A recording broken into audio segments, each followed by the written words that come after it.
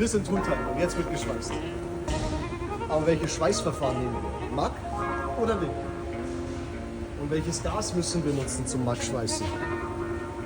Wie schweißen wir solche Plattenstöße? Oder in der Variation? Und solche Rohrträger müssen wir auch schweißen. Aber wie und warum? Und als kleinen Bonus, falls dir die Fragen noch nicht gereicht haben, wie bauen wir eine Treppe? Was hat es mit der Schrittmaßregel und dem Maß 63 cm auf sich? Am Sonntag kommt das Video um 16 Uhr. Abonniert den Kanal und bleibt dran.